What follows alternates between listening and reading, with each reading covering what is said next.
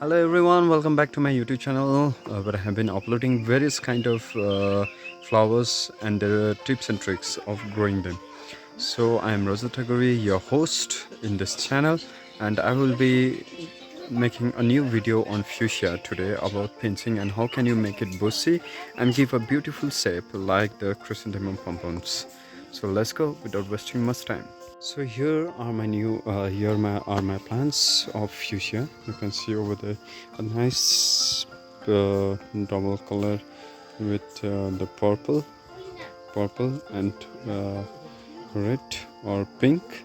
See, and other colors are blooming as well. Now what I have been doing in this plants is that I have been giving pincing and trying to give a beautiful shape or round shape, but unfortunately I am not able to do so.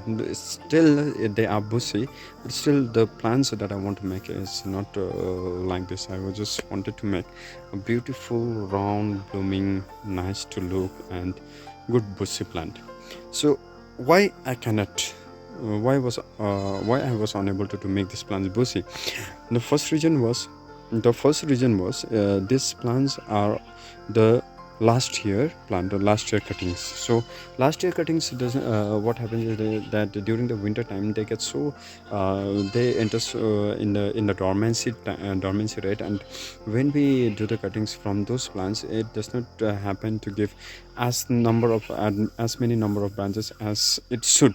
So that's one of the reason it was not bushy. Now another reason is that the plants that I have selected in this case in this section is that they give long slender branches between they have long internodes. You can see the internode, the gap between the two pair of leaves, first pair and second pair, you can see long internode. So this, because of this long internode also, it's not getting as bushy as I want, but fortunately I have been able to do so, and let's see how I was able to do so in some of the plants. Now as you can see here, this is my this year plant. That means the cuttings that I have taken in the month of February, sorry, not February, March. So these are the cuttings that I have taken in the month of February. So I have been pinching them, and they are doing quite well, you can see. So what I'm doing in this case is that I'm just giving one or two pair of lips, only one pair of lips. So one pair of lips I will take it out. So when I'm doing when I'm keeping only one pair of lips, it's getting bushy out here. You can see out here it's also getting bushy. A good shape is coming up, and in this case also they are going quite big. So I will be giving breaks or this pinching in this hands. So this cut, right? Beautiful.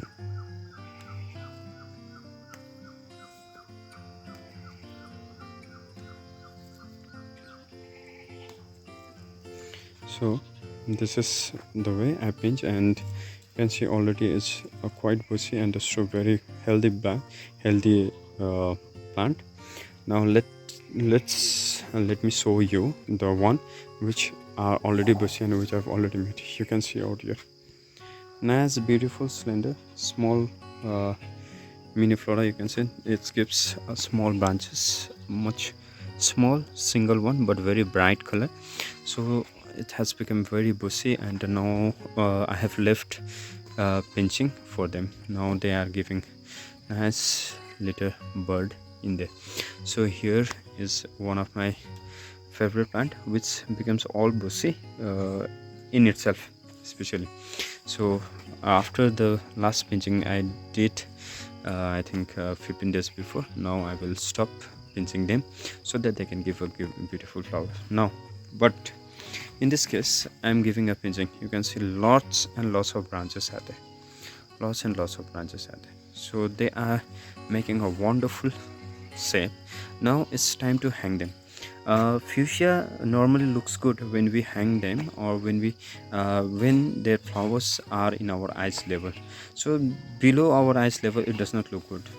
Until and unless you keep up the stage, set the stage for this fuchsia flowers, they will not look good. And when we hang them, or when they are in our eye level, then only they will we can see their true beauty. Hence it's very important, either you hang the plants or you keep them in your eye level. So I hope this video was useful to you, and this time I was using perlite as well as the leaf mold for my fuchsia plants.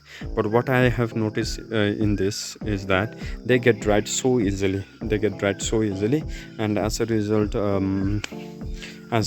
you need to water them regularly. If you don't water them regularly, then the plant gonna be very very leggy, and they will not give a good amount of flowers. So it's very important that you keep the media moist in case of you are using the perlite and dry leaf mold, because leaf mold also does not retain much moisture as well as the perlite.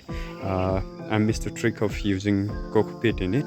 I should have used, but unfortunately I haven't, so I did not. So from the next time I'm thinking of using the coco peat as well as perlite. I hope you like the video. Thank you so much, and bye bye, take care. And before going, this is my new variety which is coming up very nicely. Beautiful pink flower, a very good size flower. When you make them bloom one or two, then you can see the original size of the flower. And here is the seed, here is the fruit, and that is getting matured up. This will be sowed, and we will find out that whether it can get a new color or not. Okay, so thank you so much, bye bye, and see you soon.